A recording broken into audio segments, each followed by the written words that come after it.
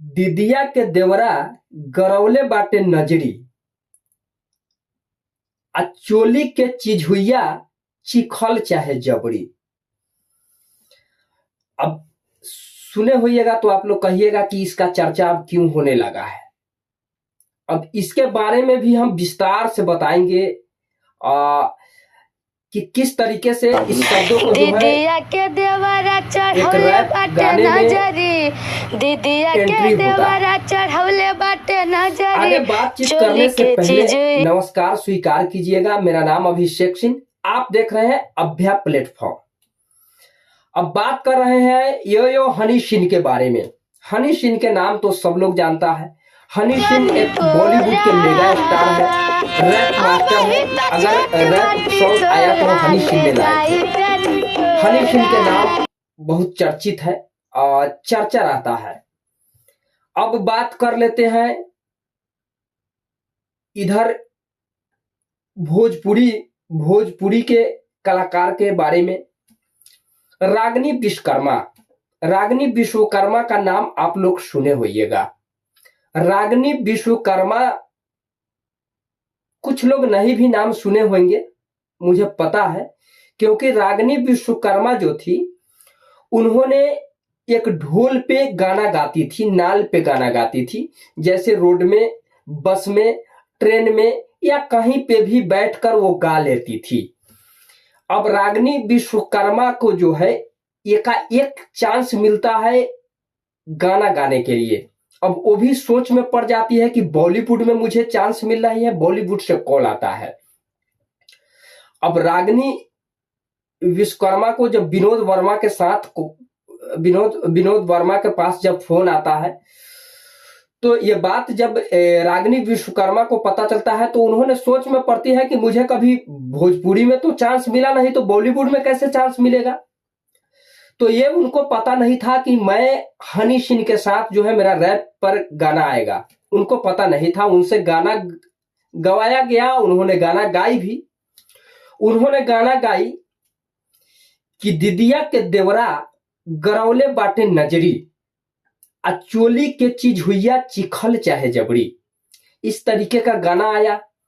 ये गाना को जो है रैप के साथ हनी सिंह के गाने में कन्वर्ट किया गया। इस गाना का शूट जो है विदेशों में हुआ। बड़ा महंगा जगह पे शूट हुआ, महंगा कार से शूट हुआ गाना को। और एक रात में रागिनी विश्वकर्मा जी हाईलाइटेड हो जाती है। चर्चा जोर शोर से चलने लगता है। जिनका नाम जो है कभी भोजपुरी में भी नहीं देख पाया लोग, वो जो है बॉलीवुड एक हनी सिंह के साथ, अगर हनी सिंह के साथ मौका मिल जाता है तो ये बहुत बड़ा बात है। अब रागिनी विश्वकर्मा के बारे में बताते हैं और हनी सिंह के बारे में भी बताएंगे। हनी सिंह ने इस गाने को तो सही गाए हैं, क्योंकि हमारे इंडस्ट्री के भोजपुरी इंडस्ट्री को जो है, भोजपुरी गाने को जो है एक बॉलीवुड में ले गए हैं, तो बड़े मुकाम पर ले गए। तो इसके लिए तहे दिल से उनको धन्यवाद है। रागिनी विश्वकर्मा को, अगर एक गरीब को इतना बड़ा एक्टर के साथ, माने मेगा स्टार के साथ, बॉलीवुड स्टार के साथ, हनी सिंह के साथ अगर मौका मिला, जो है मौका दिए अगर रागिनी विश्वकर्मा को, उसके लिए भी तहे दिल से धन्यवाद है आपको।